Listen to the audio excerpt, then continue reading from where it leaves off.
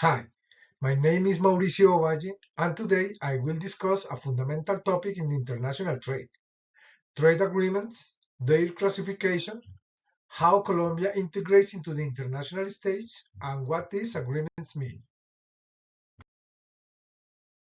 What are trade agreements? Trade agreements are legal instruments that establish preferential exchange conditions between two or more countries. Their main goal is to promote international trade by eliminating barriers such as tariffs or technical restrictions and creating common rules to facilitate business between nations. These agreements can be bilateral, plurilateral, or sectorial, regional, or multilateral, depending on the number of countries involved.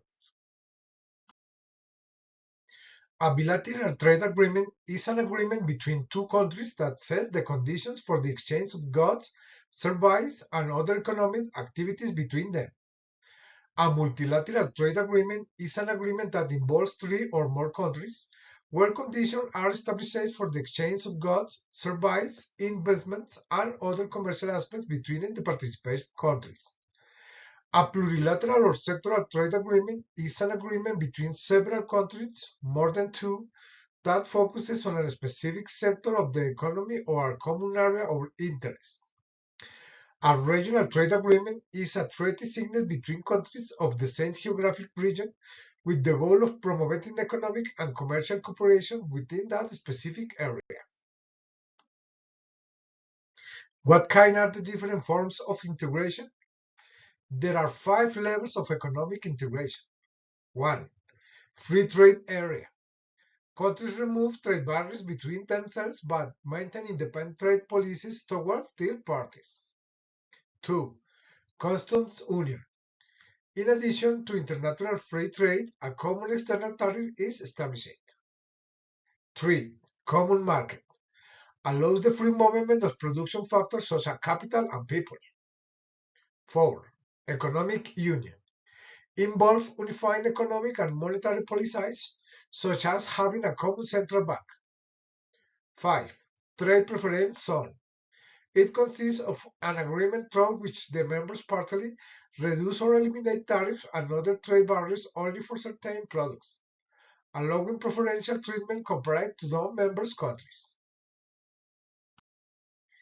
Which are types of trade agreements that Colombia has with the rest of the countries? Type: TLC, Scope: Global. Partners: USA, AU, Canada, South Korea, Israel, Mexico, Costa Rica, El Salvador, Guatemala, Honduras. Type: CAN, or Mercosur, or CARICOM. Scope: Latin America, regional. Type: EFTA. Scope: Europe. Partners: Switzerland, Norway, Iceland, Liechtenstein. Type: Investment agreements. Scope: Multilateral. Partners: India, Japan, Cuba, Panama, and Peru. Type: BRI or New Silk Road. Scope: Asia. Partners: China. TLC or Free Trade Agreements.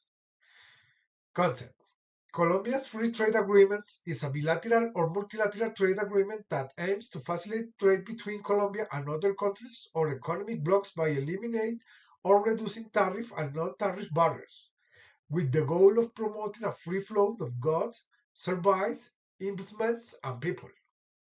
Through these agreements, Colombia seeks to improve access to international markets, encourage foreign investment, and boost the competitiveness of its businesses. Colombia has signed several TLC with countries and economic blocs, allowing it to diversify its trade relationships and strengthen its economy. Member countries of Colombia's TLC: Colombia, USA, Colombia, European Union, and Colombia, Canada. Advantage: Colombia's free trade agreements enhance export opportunities, attack foreign investment, diversify markets, boost strategic sectors, improve competitiveness, and promote technology and knowledge transfers, contributing to overall economic growth and global integration. Disadvantage: Colombia's TLC may increase foreign competition, harm vulnerable sectors like agriculture and medium-sized enterprises, deepen regional inequality, create dependence on external markets, and limit national policy autonomy in favor of international commitments. CAN, or Andean Community of Nations. Concept: The Andean Community of Nations is a regional organization created in 1969 with the aim of promoting economic, social, and political integration among the countries of the Andean region. Its main mission is to establish a free trade area, strengthen cooperation in various areas such as infrastructure, energy, education, and the environment, and drive the development of its member countries. CNA seeks to foster the stability and progress of the region through common policies and projects. Member countries of the CAN: Bolivia, Colombia, Ecuador, and Peru. Advantage: The CAN promotes economic integration, access to regional markets, joint projects, political cooperation, social development, and environmental sustainability, thus strengthening competitiveness and well-being to the Andean region. Disadvantage: CAN faces challenges such as economic disparities among members, political tensions, limited market size, bureaucracy, difficulties in implementing agreements, and reduced influence after Venezuela withdrawal. AP, or Pacific Alliance. Concept: The Pacific Alliance is a regional trade and economic integration bloc created in 2011 with the goal of promoting the free movement of goods, services, people, and capital between its member countries. This initiative aims to enhance the competitiveness of participant countries and consolidate their presence in the global markets, especially in the Asia-Pacific region. Through integration, member countries foster cooperation in various areas such as trade, infrastructure, innovation, and sustainable development. Member countries of AP: Mexico, Colombia, Peru, and Chile. Advantage: The Pacific Alliance enhances access to global markets, removes trade barriers, promotes regional cooperation and integration, boosts investment and development, and facilitates labor mobility among member countries. Disadvantage: The Pacific Alliance faces challenges such as economic inequalities, dependence on the Asian markets, international competition, difficulties in policy harmonization, unequal benefit distribution, and potential negative impacts in local agriculture. Mercosur, or Southern Common Market. Concept: Mercosur is a regional economic and political bloc in South America aimed at economic, political, and social integration among its member countries. It was founded in 1991 with the signing of the Treaty of the Assumption. Its main objective is to create a common market that fosters free trade, cooperating in strategic areas such as in agriculture, energy, and infrastructure, and the creation of the zone for the movement of the people, goods, services, and capital. Mercosur seeks to promote economic and social development in the region through common policies, the reduction of tariff and non-tariff barriers, and the coordination of trade strategies with the other economic blocs. Member countries of Mercosur: Argentina, Brazil, Uruguay, Paraguay, Bolivia, Chile, Peru, Colombia, Ecuador, Guyana, and Suriname. Advantage: Mercosur offers access to a large regional market, reduces trade barriers, attracts foreign investment, boosts competitiveness, promotes cooperation in infrastructure and energy, enables common policies, and strengthens the bloc's geopolitical influence. Disadvantage: Mercosur faces challenges such as economic equality among the members, overlines or commodities, political and bureaucratic obstacles, limited policy flexibility, negative impacts on vulnerable sectors, difficulty reaching external trade deals, and internal tensions like a Paraguay suspension.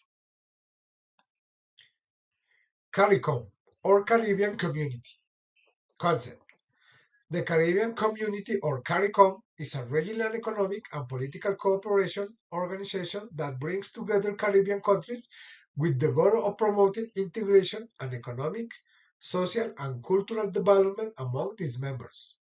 It was created in 1973 with the singing of the Teatro of Chaguaramas in Trinidad and Tobago, and its main goals is to foster unity and solidarity among the countries of the region, strengthen their economies through trade and cooperation, and promote security and social welfare in the Caribbean people. CARICOM also seeks to facilitate the development of common policies in areas such as education, health, agriculture, trade, and security. Additionally, the organization has political dimension aimed to the consolidating democracy and good governance in the region.